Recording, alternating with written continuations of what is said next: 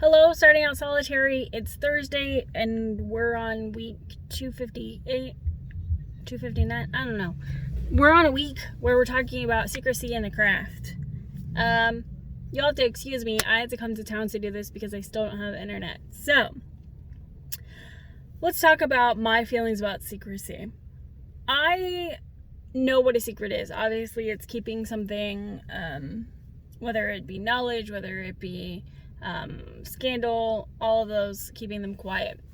And I was thinking about this, and in historic times, there's obviously oral traditions that are passed in tribes. There is no written record, it's just passed orally through the generations.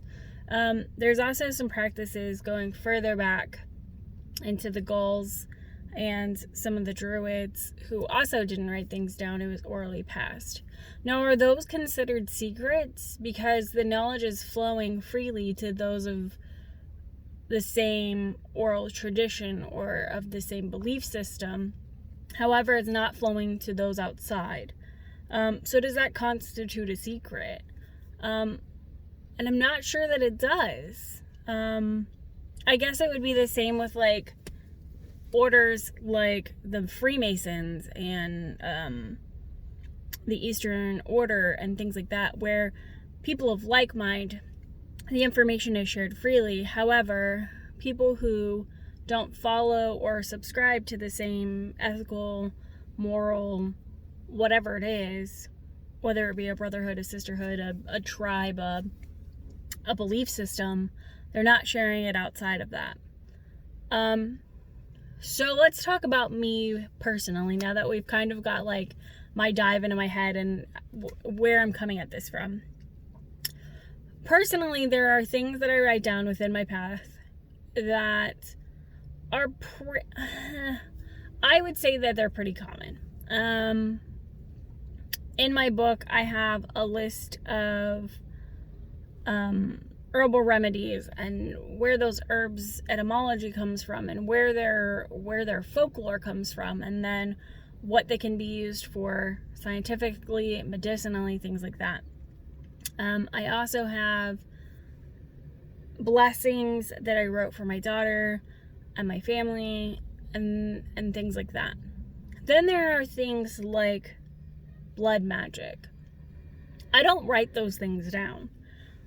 The information and how I do that ritual and those rituals was passed down to me by someone who taught me blood magic, who was taught blood magic by someone else.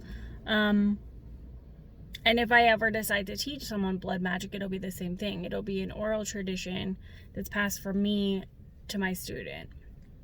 Or if my daughter decides that she wants to become pagan or practice witchcraft, because those two are not, they don't have to be married to each other. If she decides that she wants to practice witchcraft or some type of tribal magic later in her life, then I'll teach her that. And it'll be, again, an oral tradition. This is how you do it.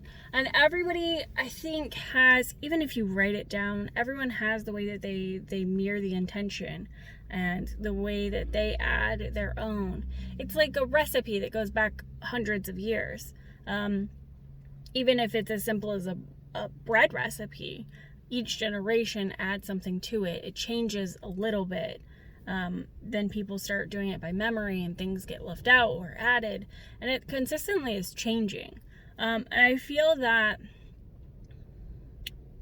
magic is the same way. Yeah, we have what our ancestors used to do or previous generations, but each time we stick our hand in those ingredients and make that bread, as it were, we change the dynamic of how the magic is manifested. I don't think that's a secret.